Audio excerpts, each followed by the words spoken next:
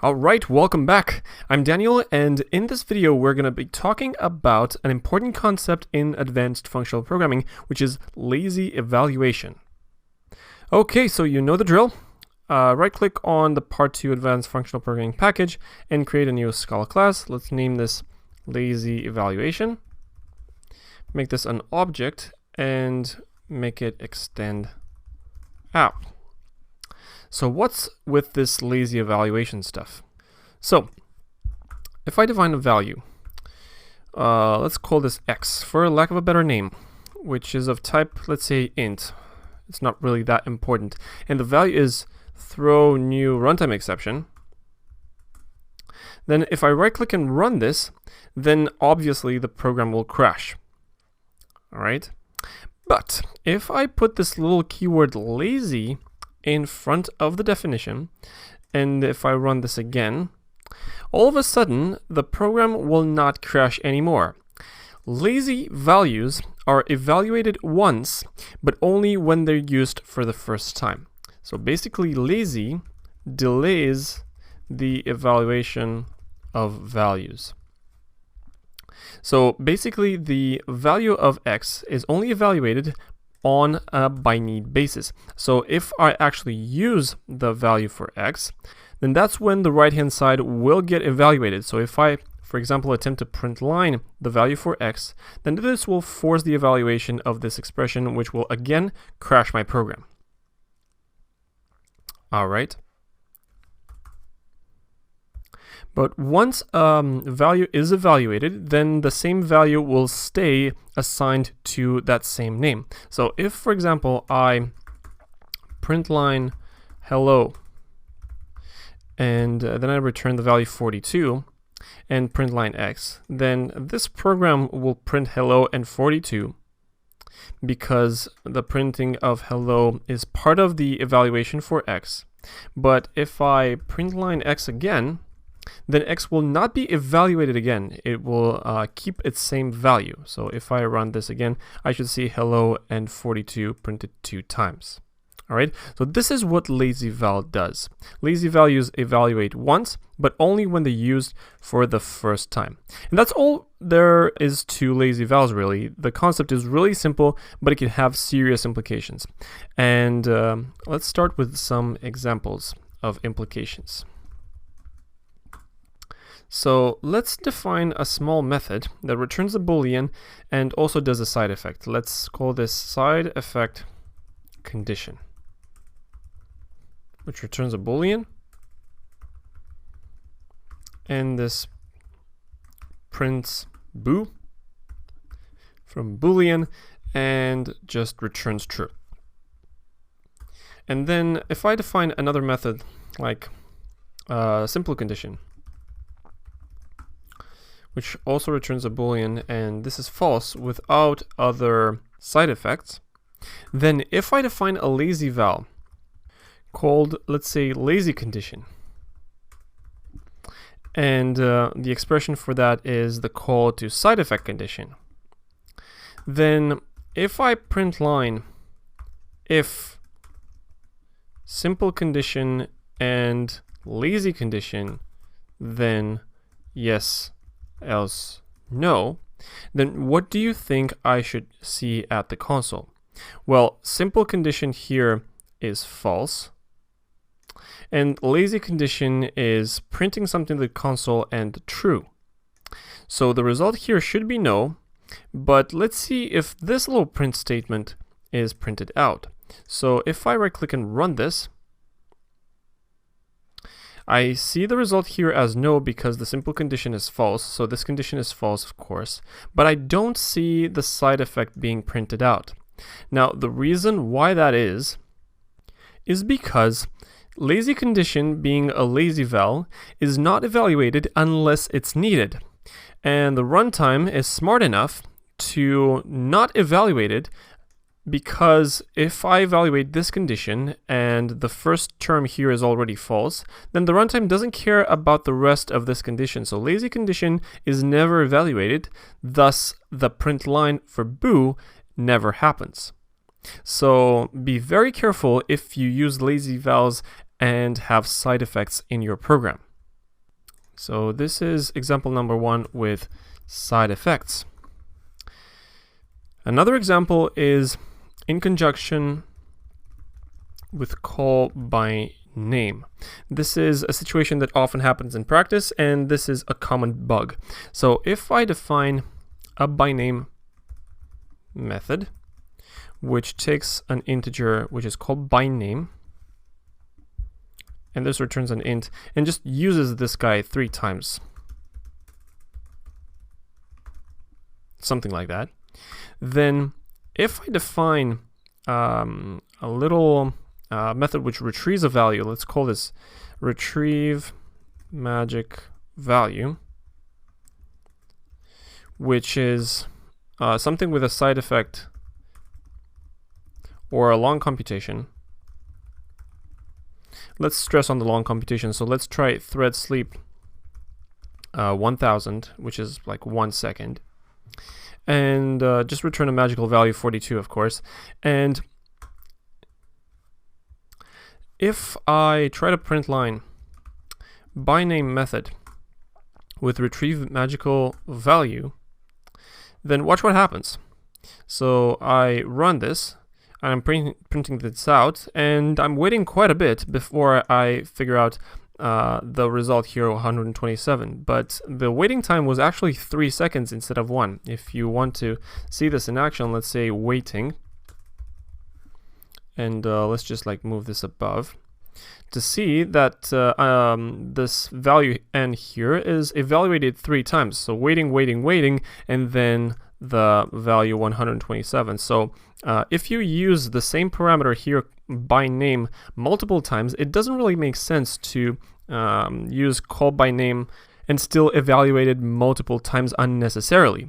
So what we actually do in practice is use lazy vals. And the way that we do that is in the by name method, where we actually use this parameter multiple times.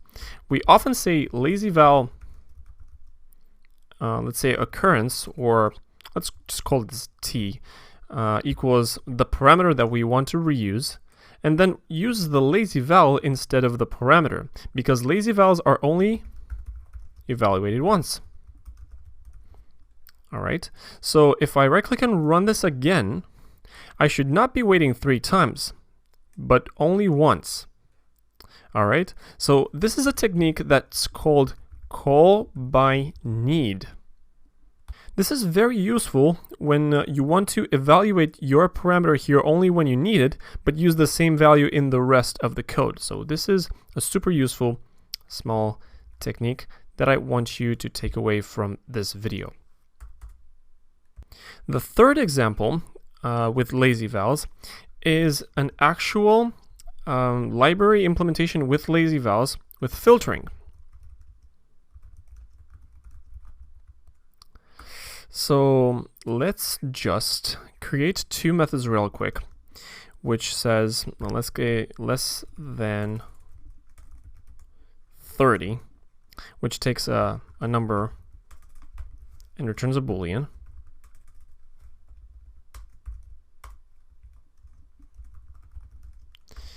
And of course, let's just print this out to the console, just so we can track the execution of the code. So let's just say I is less than 30, question mark, and then return just the condition, I less than 30. And let's just copy this with another method. Let's call this something like greater than 20. Greater than 20 is greater than 20, and just return the appropriate condition, I bigger than 20. All right, cool. So we've created 2 conditions here that I want to use in some filtering. So let's just declare a value. Let's call this numbers, which is a list of a few numbers like 1, 25, 40, 25, 40, 5, 23. Right, that should be enough numbers. And from those, if I say less than 30 equals numbers filter less than 30, which by virtue of the last video, this does ETA expansion and this converts to a function value. This should return us the list with all the numbers less than 30, which is basically everyone other than 40. Okay. And if I say val greater than 20, which is less than 30 filter greater than 20, if I print line greater than 20, just print the results here, but also see the side effects, I want you to see something. So notice how the function actually executes. So basically I have the list 1, 25, 4, 5, 23, and all of them go through the filter less than 30. So basically all the numbers in the list go through the same filter. Is 1 less than 30, is 25 less than 30, and so on. Then from those, I filter with the greater than 20. So then I have 4 numbers which pass through the greater than 20 filter. So I have 4 conditions here. And at the end, I'm left with just 2 values that are between 20 and 30. Now, watch what I'm writing. If I say val less than 30 lazy equals numbers, and this may be new if I write with filter, and I pass in the less than 30, and val greater than 20 lazy equals less than 30 lazy with filter greater than 20, with filter is a function on collections that uses lazy values under the hood. I want you to see what happens if I print line greater than 20 lazy. But let's print something to the console so that we have like a line separator. All right, so let's right click and run this so we can see the difference. So as you see, the string representation is this very cryptic traversable like dollar with filter. This is most likely the string representation of this little guy, which if I hover over it is this very weird filter monadic. In fact, this is just a wrapper over the original collection with lazy vals under the hood. But what's interesting is that in the console we don't see any side effects actually being applied. We print the resulting collection, so to speak, but the filtering never actually takes place. The less than 30 and the greater than 20 methods aren't actually being called in the lazy version. So if we wanted to actually print the elements here in the greater than 20 lazy, so if we said gt20 lazy for each print line, then that will force the filtering to take place, and we'll see the side effects here in the console. See? But what's very interesting here is the order in which the functions are being called. So the first element in the list is checked against the first predicate. Is it less than 30? Well, it is. Then it's checked against the later predicate greater than 20. So is it greater than 20? Well, no. So it's going to be passed.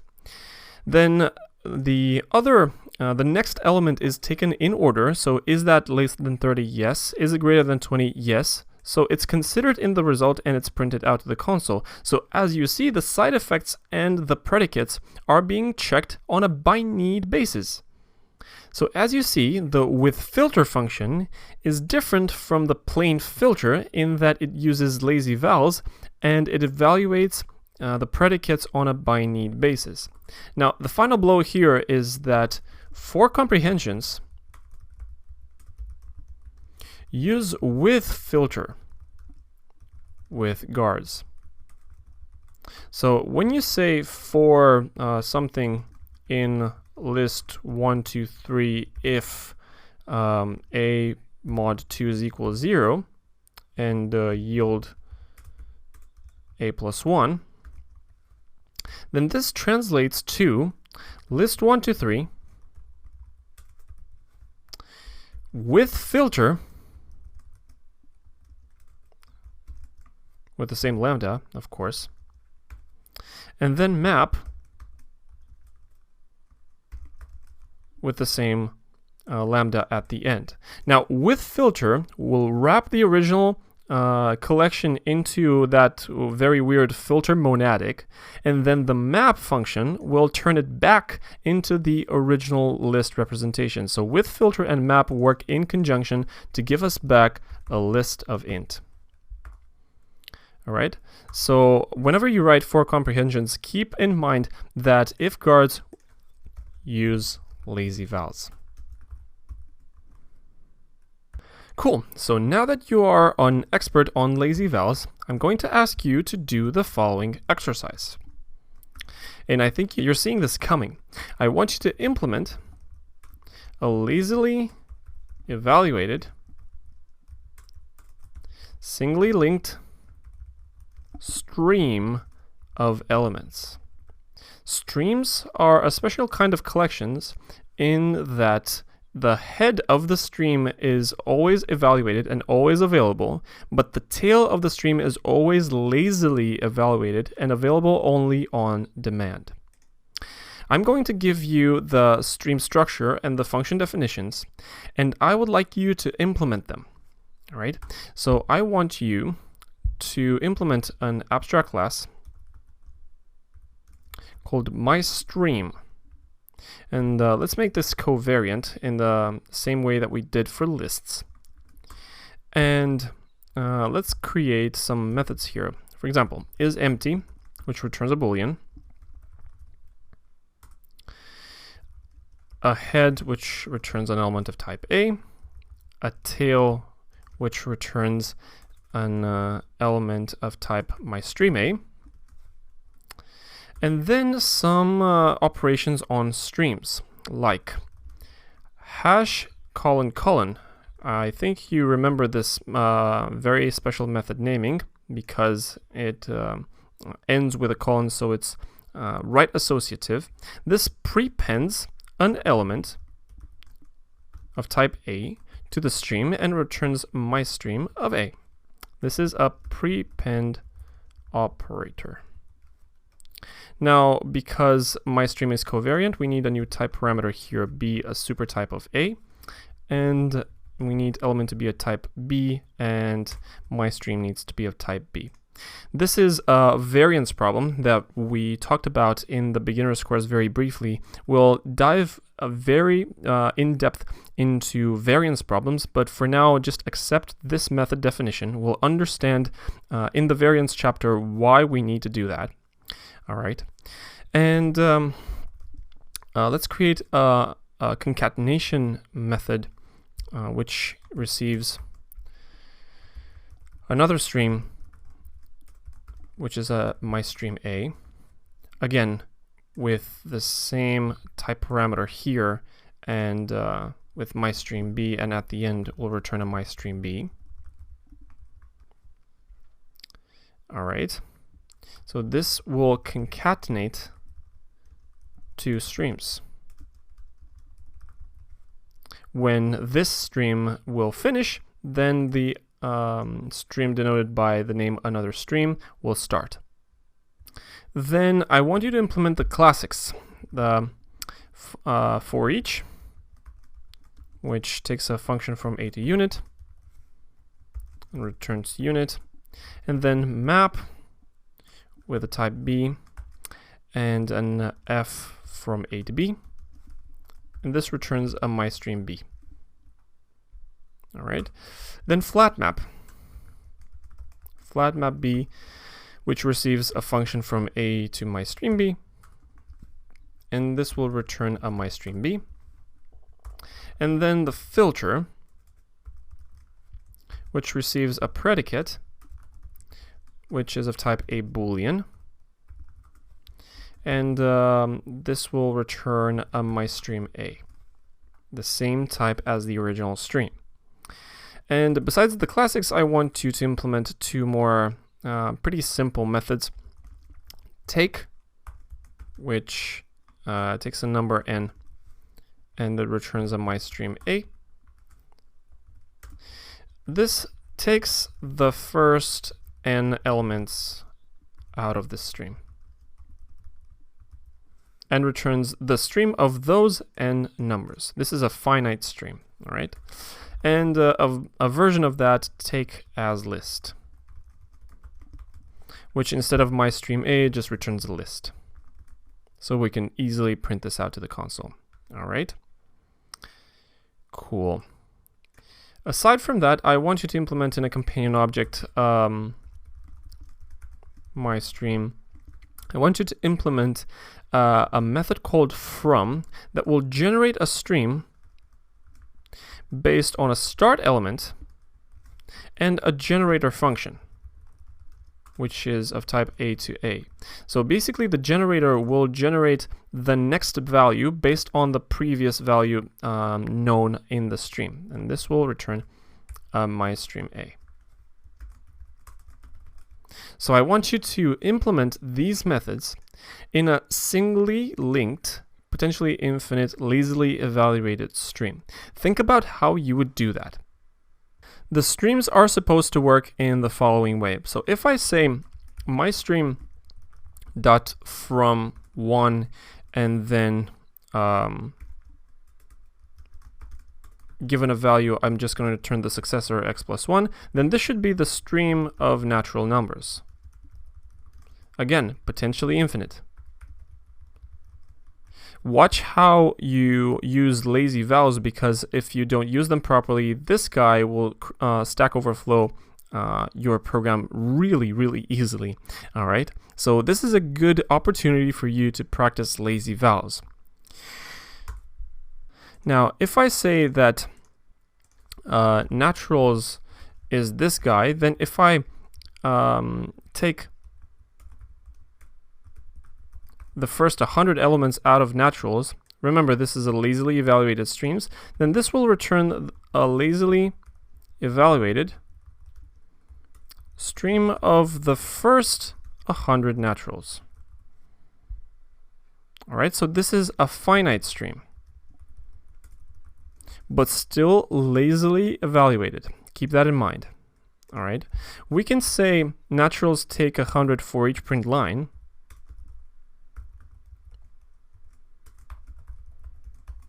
and that will run fine. This will print 100, the first 100 naturals. But if I say naturals dot for each print line, then this will crash because it's infinite. All right. Also, I should be able to say naturals map, and I can supply any lambda that I want. So this will be the stream of all even numbers.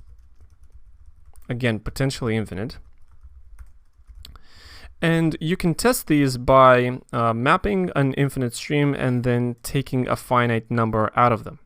So think about how you would do that. This is not really simple, and this requires a very skillful manipulation of lazy vowels and call by name.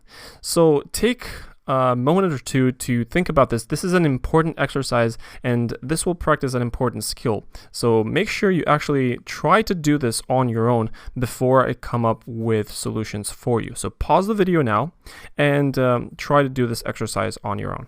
Solutions will come in the next video, so see you there.